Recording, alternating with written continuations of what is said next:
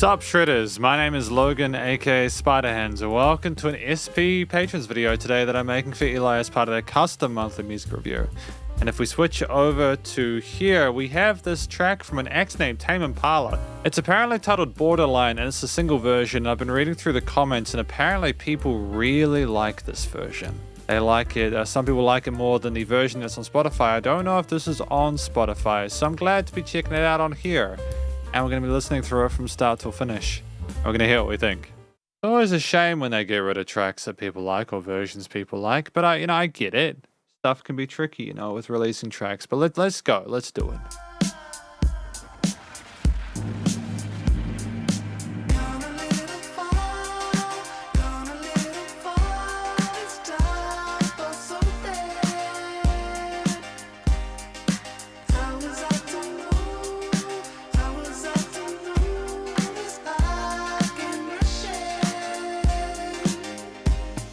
That kick drum is one of the meatiest sounding kicks I've heard in my entire life. Just a doof to it. Just a doof to it. Vocal production as well has changed quite a lot since I started reviewing music even. Or maybe it's always been this way and I just haven't been paying close enough attention. But just the reverbs and delays and stuff like that. It's not even about having like a raw voice anymore. It's so much more than that. It's so artistic now,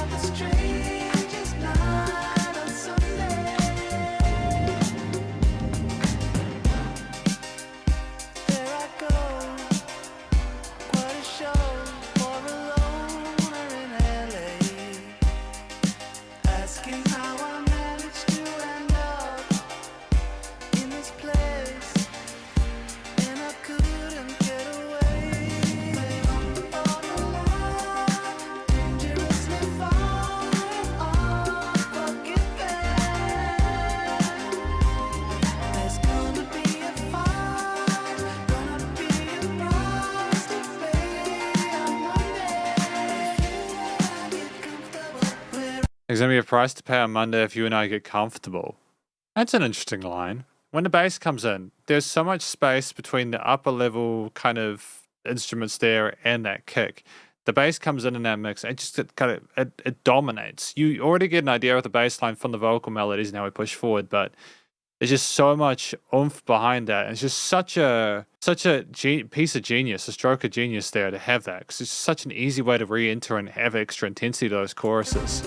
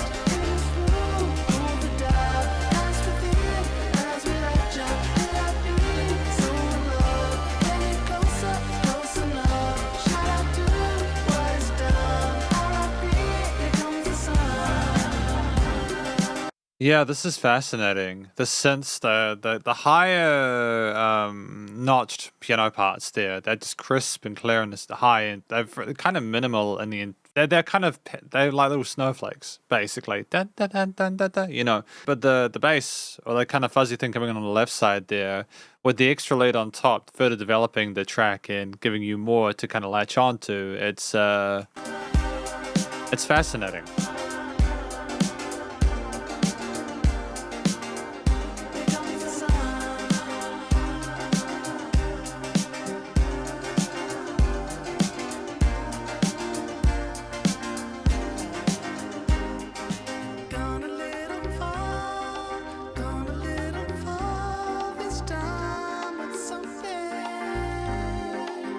And woodwinds. How could I have known I was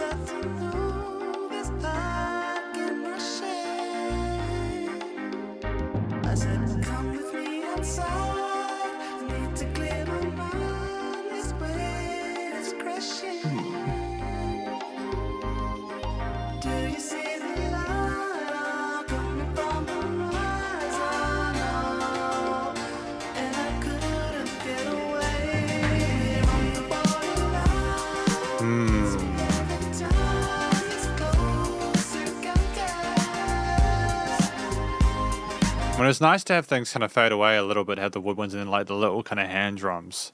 That's another easy way to kind of bring the intensity down. It's just to get rid of the high end, have things a bit more subtle with the mids and lows. There, we're playing with frequency spectrum here. It's something I don't hear enough, you know.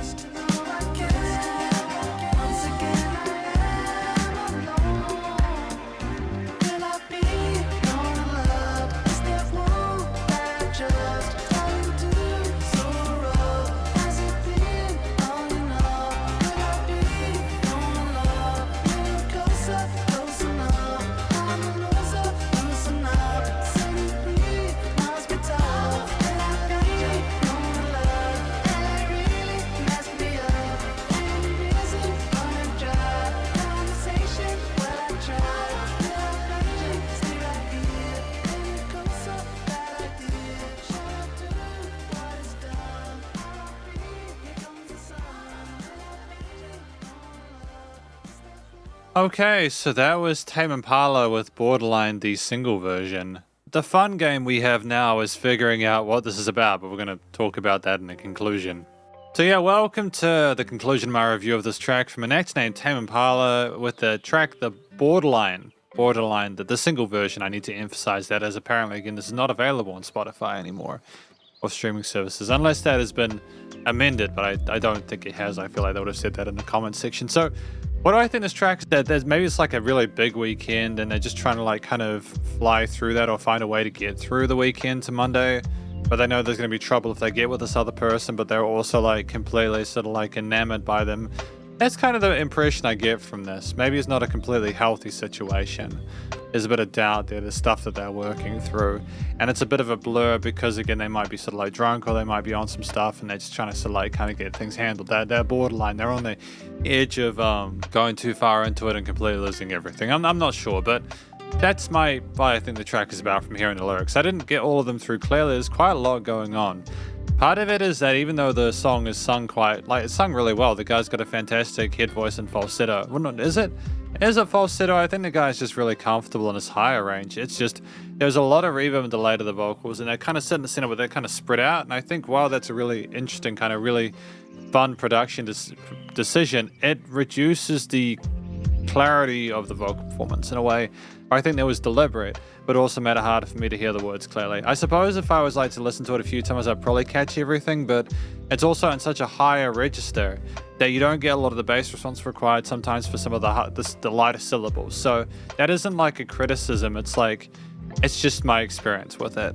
I think the guy is a solid singer, and to be honest, if that is his range as a vocalist, there's not much he can do about not getting as much of that definition. Like, part of it is that they've clearly scooped out the low end in their vocal recording to make it kind of fluffy and sit with those higher keys and the woodwinds and stuff like that to form a foil or antithesis frequency-wise against the bass and the drums and such like that. I don't mind that at all. I think it's a good decision. Like, you don't want to have excess low end in the vocals, otherwise it's going to interfere with the low end. So I get it from a production perspective. It's just, yeah. Aside from my comments about the clarity, some of the notes and trying to the words and trying to understand them, I thought that the way he sang was great. You know, clearly a solid singer. I can understand why Tame Impala has found success. It's a really catchy beat. And the vocals are the icing on cake, and I can understand like there's a softness to the like a perceived vulnerability to the dude as he sings this, so maybe he's like struggling, but this is kind of gently calling out for that assistance, like sweetly doing it.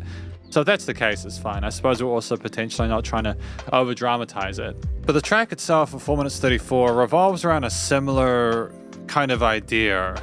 It dun dun dun dun dun dun dun dun dun dun dun. It kind of continues like that. We have 3 or 4 notes in the bass line there.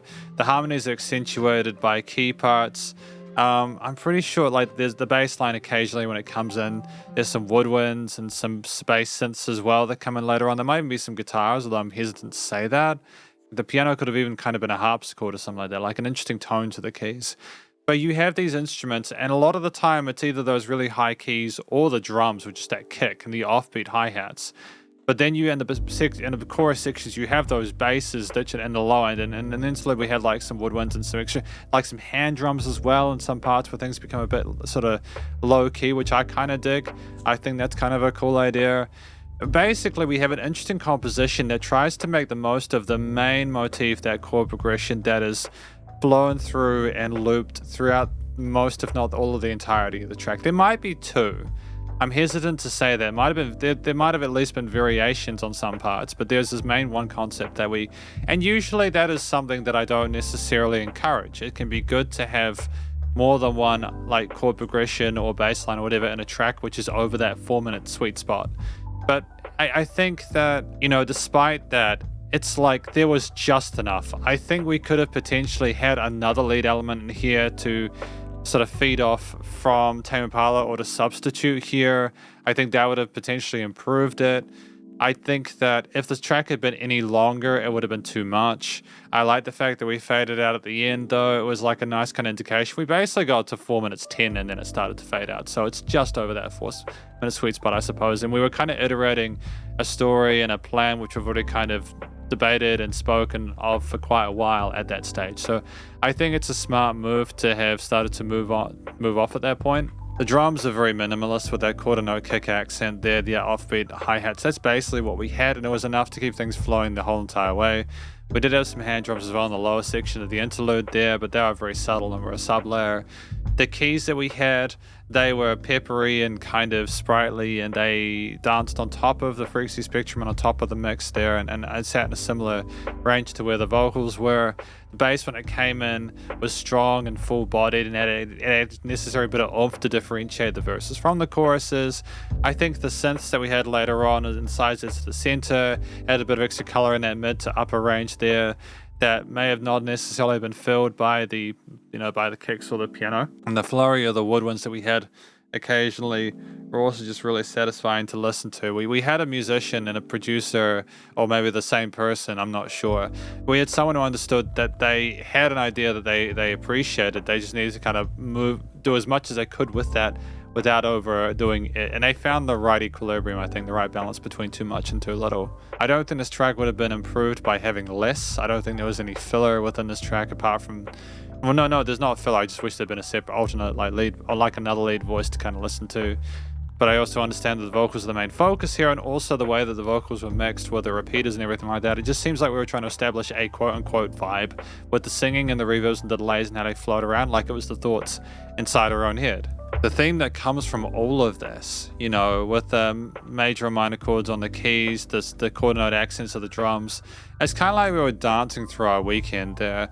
The thoughts, the delays swirling, kind of as well as the reverb and some of the synths and the keys and the occasional low end there, and coming down for that sort of like a bit more of a conversation and going back up again, simulated that maybe we had gotten to that point where we got to talk to someone about it, but then we were still left up in the air, not knowing whether we were going to find that resolution there on Monday. And ultimately, it just seemed like someone who was basically stuck in that weekend vibe for the entirety of the time, and that was their prison that they were in.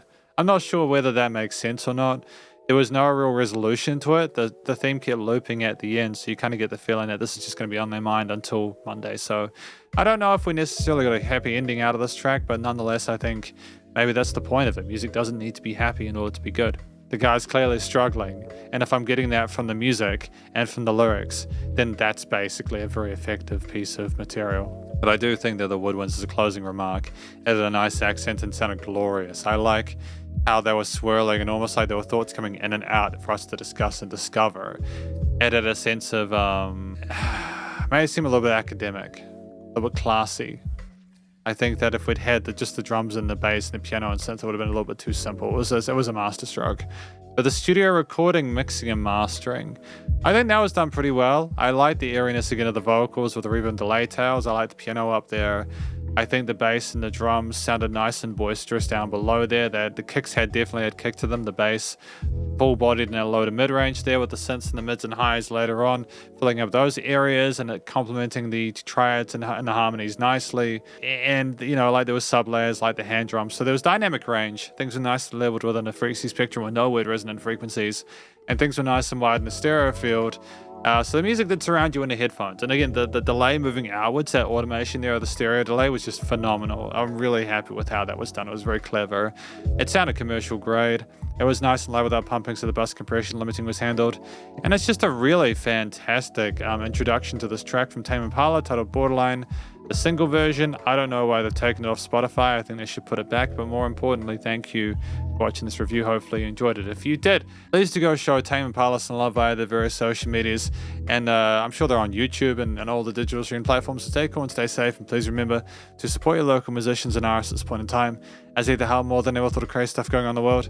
And I'll catch you in the next SC Patrons video. Spiderhands out.